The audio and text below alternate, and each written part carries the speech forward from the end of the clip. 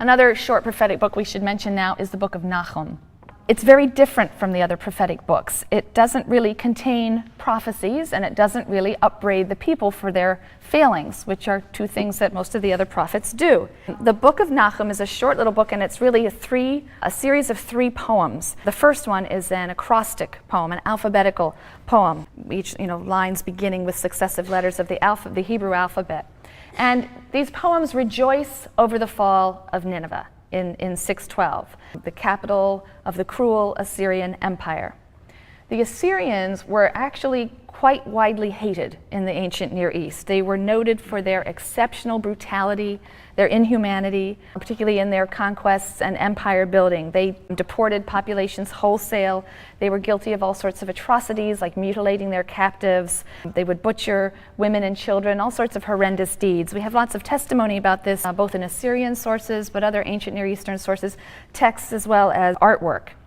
So Nahum, in this poem, is celebrating the avenging and wrathful God who has finally turned around to destroy this terrible enemy of Israel and indeed the world.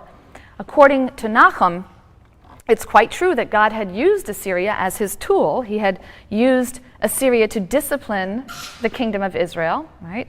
They did destroy Israel, and to discipline Judah for Judah's sins. But God is ultimately the universal sovereign, and so Assyria's savagery, even if it was part of God's disciplining of his children, Assyria's savagery is itself something that must be punished. So for Nahum, the fall of Nineveh is God's vengeance upon Assyria for her barbaric inhumanity. And the Book of Nahum has often been praised for its very vivid poetic style. It describes these armed legions that march against Nineveh and plundered its treasures. And some of the most exciting archaeology that's been going on has been the digging up of Nineveh. I think the dig has obviously stopped for reasons having to do with the climate in that part of the world, but the findings of Nineveh and the sacking of Nineveh and how shallow pits were dug and treasures thrown into them and covered over by the gates of the city as people were fleeing, and many of these things, when you read the description of Nineveh and look at some of the archaeological data, it's quite fascinating. But Nahum looks forward to a happy era of freedom for Judah, and he says in 2 verse 15, "For never again shall the wicked come against you."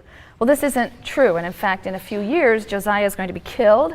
Judah is going to be made subject to Egypt and, in fact, Babylon. By 605, Babylon manages to extract tribute from Judah as a vassal.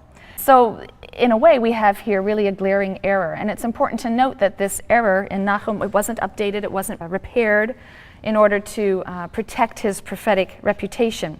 So we see this interesting tension. We sometimes see prophetic books being edited, revised, having interpolations put into them, partly out of this conviction that their words must be relevant and continue to have some relevance, and other times there seems to be good evidence that prophetic oracles were preserved rather faithfully.